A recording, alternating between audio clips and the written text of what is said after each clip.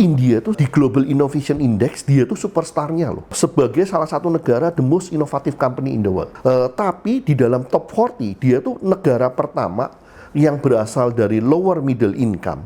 Di negara berkembang ini, Indonesia, kemudian India, Vietnam. India nomor 1.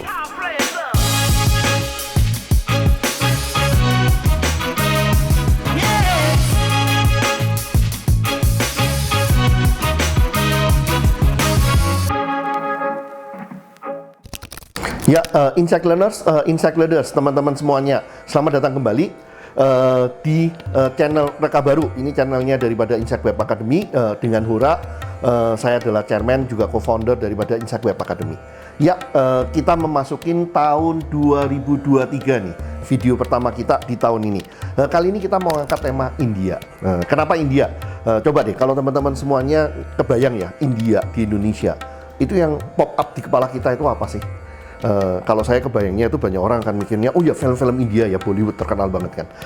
Di sininya kita bicara tentang film Mahabharata, kemudian kita bicara tentang yang terkenal itu kan Shah Rukh Khan ya di sananya. Atau yang terakhir saya mulai suka juga nonton film India dengan yang Netflix ya. Netflix kan sekarang banyak tuh film-film India juga, terutama sosial dramanya saya suka. Yang lainnya orang Indonesia biasanya ngomong tentang India mungkin kebayangnya itu makanan ya, karinya India kan, kari-karinya dia samosa, dan sekarang juga mulai berjamur nih kan restoran-restoran India punya makanannya.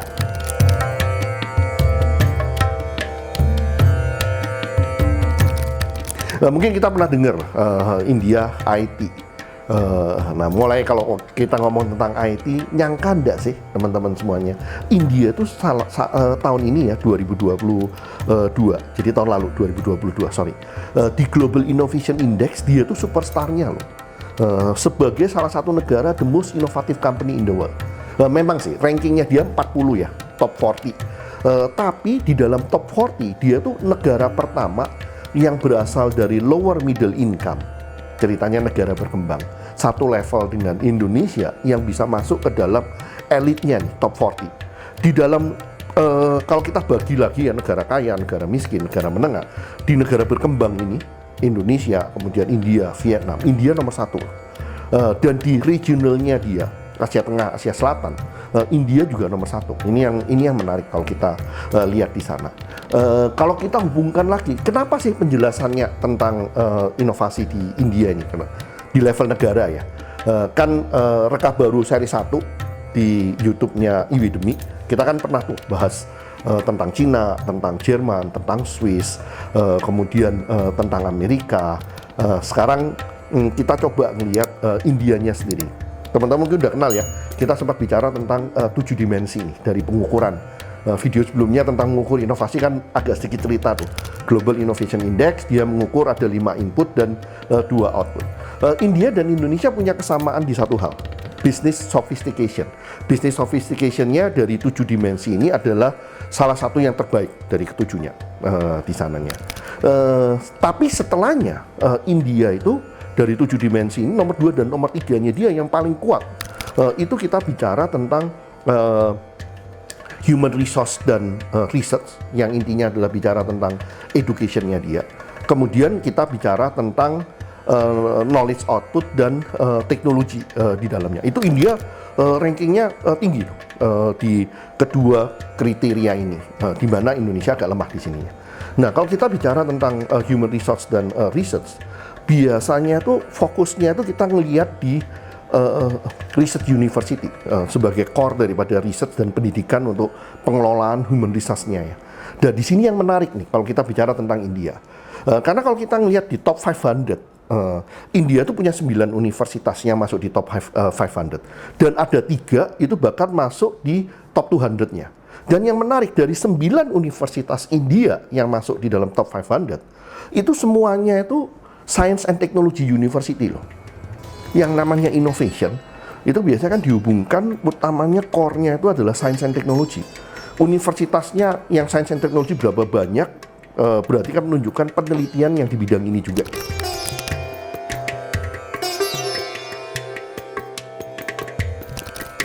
Nah, setelah itu kita semuanya mungkin udah pernah dengar ya, CEO-CEO India yang mengglobal ya.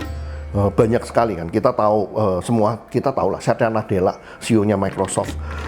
Kita tahu juga CEO-nya Google, Alphabet, itu juga orang India. Zamannya saya dulu tuh ada lagi CEO-nya waktu itu CEO-nya McKinsey ya. Itu kan salah satu perusahaan consulting yang sebenarnya orang kumpulan orang pintar. Ternyata orang nomor satunya orang India. Dulu ada Pepsi juga di sana. Yang menarik lagi kalau kita lihat nama-nama daripada top profesional India ini, itu banyak yang S1-nya itu tamatan India loh. Jadi tamatan lokal. Nah ini yang biasa kan kita ngomong ya, S1, pendidikan bachelor degree, itu biasanya kan yang membentuk first professional way of work ya.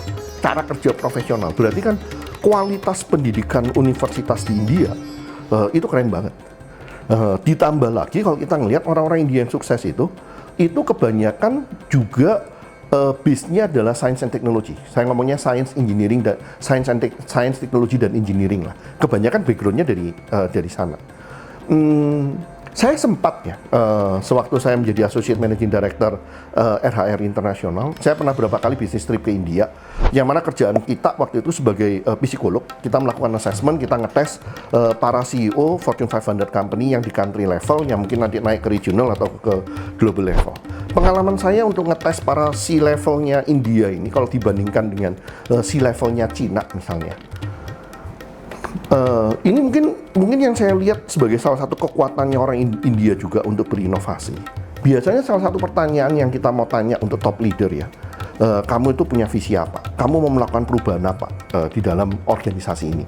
Itu orang India, itu kalau cerita itu keren. Dia bisa menceritakan banyak hal. Dia bisa menceritakan dengan semacam ilustrasi mimpi yang nanti dibawa ke alam ya, kombinasinya itu. Yang kalau buat saya sendiri pengalaman itu sering ya. Waktu saya dengerin ceritanya itu nanti skornya tinggi, setelah itu besok paginya baru skornya akan saya koreksi gitu ya. Biasanya koreksinya agak ke bawah. Itu beda banget dengan waktu kalau saya ngetesin para C-levelnya Cina ya. Karena C-level Cina biasanya ceritanya lebih pada kayaknya nggak usah saya bermimpi macam-macam deh. Nanti mimpi-mimpi juga nggak setuju dengan head office. Head office maunya apa dia kasih tahu, saya akan exceed expectation-nya. Kan berarti kalau kita ngomong tentang level yang top leader itu kadang-kadang skornya jadi agak lebih rendah loh. Kalau kita hanya bilang jagonya saya itu adalah eksekusi, bukan jago bermimpi dan bervisi ya di dalamnya. Yang mana kalau sini kan kita ngelihat orang-orang jagonya India itu memang dididik atau punya suatu budaya untuk bermimpi, dan mimpinya ini di breakdown menjadi suatu kenyataan gitu kan di dalamnya yang akan kita nilai.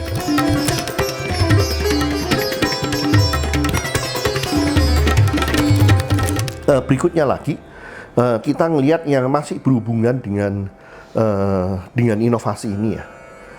Kita lihat kan memang India sudah lebih dari 10 tahun atau mungkin hampir 15 tahunan. Dia ini kan terkenalnya dengan yang dibilang ICT service export ya, atau intinya adalah business outsourcing. Nomor 2 loh di dunia. Sewaktu saya ke India dulu, saya pernah ke salah satu perusahaan yang bisnis outsourcing.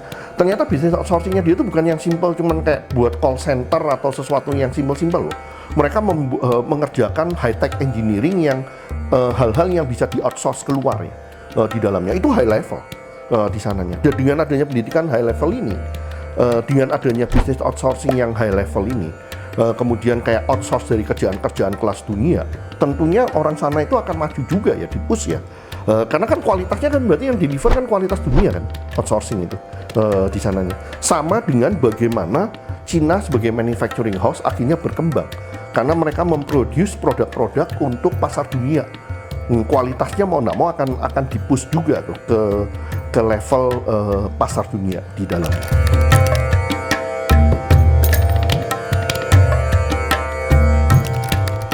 Yang terakhir, nanti coba saya summary setelahnya. Kita ngelihat edutech. Dalam kasus edutech ini termasuk di dalamnya unicorn. Unicornnya India itu jumlahnya 107 dibandingkan Indonesia kalau nggak salah 13 ya. Berarti kan faktor pengalinya itu cukup banyak, 9 kali lebih banyak. Itu kan berarti banyaknya ide-ide bagus ya, dan lancarnya pendanaan ya, venture capital kan untuk membiayai, untuk menghargai, untuk menilai, untuk nge-push ide-ide bagus ini ya di sananya. Kemudian ide bagus ini diantaranya kan edutech ya di sininya. Saya punya pengalaman waktu saya masih profesor di China dulu, di Zhejiang University. Saya punya blog untuk mengakomodasikan mahasiswa-mahasiswa PhD dan mahasiswa-mahasiswa master saya yang kebetulan ada di banyak negara. Mereka menulis, kita sharing. Dan di luar kelompok yang kenal saya, itu yang paling banyak membaca blog research kita, itu adanya dari India di dalamnya. Kalau kita melihat pengguna MOC itu kan boleh bilang kelas belajar dengan high quality yang murah meriah ya, tapi membutuhkan orang yang punya disiplin dan tahu apa yang dia mau pelajarin di dalamnya. India itu kalau nggak salah nomor 2 ya, yang paling besar penggunanya di dalamnya. Tentunya ini ada hubungan dengan kelebihan mereka yang menguasai bahasa Inggris di dalamnya. Kalau kita coba mensummary yang tadi saya coba sebutkan ya, kenapa kok India itu inovatif? Apa kemungkinan yang bisa menjelaskan dia tuh top 40, kemudian di lower middle income dia sekarang nomor 1, di regionalnya dia nomor 1. Menurut saya data-data menunjukkan kualitas pendidikan dia, di mana kualitas pendidikan ini kita yang banyak mengarah ke science and technology and engineering. Juga kita melihat bagaimana mereka termasuk salah satu pengguna internet yang cukup masif, dan dalam menggunakan internet itu mereka memanfaatkan kayak misalnya MOOC yang sangat masif juga di sininya. Jadi 2 poin ini ya, pendidikan kemudian science teknologi di dalamnya. Kemudian yang ketiga memang kita lihat ini ya, kemampuan mereka untuk berkomunikasi di dalamnya, itu kekuatan mereka. Di mana komunikasi dan bahasa Inggris saya agak bedakan ya. Memang dengan mereka itu cukup banyak juga pengguna yang bisa berbahasa Inggris walaupun tidak semuanya di dalamnya. Itu menguntungkan mereka kalau kita mau belajar sesuatu ya, karena belajar sesuatu sekarang di internet yang bahasa Inggris itu luar biasa deh. Kita mau baik secara horizontal apapun yang mau dipelajari maupun secara vertikal ya, kedalaman daripada sesuatu yang kita mau belajar itu di internet semuanya ada. Terakhir mungkin buat saya ya, ini mungkin kesamaannya Indonesia dengan India. Potensi kalau kita bicara tentang innovation, itu dengan kenyataan India itu adalah negara yang sangat diverse. Kalau teman-teman coba nonton film-film India deh, itu diversity-nya kan lihat dari warna kulit, dari wajah, dari dandan pakaian segala macam, itu diverse sekali. Nggak kalah dengan Indonesia atau malah mungkin lebih diverse dari Indonesia. Dan diversity itu kan sumber daripada creativity yang menjadi dasar daripada inovasi. Ya, terima kasih teman-teman. Kalau udah nonton dan merasa berguna, silakan dibagi-bagi ke teman-teman yang lain. Tolong like, subscribe supaya kita makin rajin untuk cerita-cerita tentang reka baru yang kita dedikasikan untuk tema inovasi, teknologi dan entrepreneurship di Indonesia ini. Terima kasih.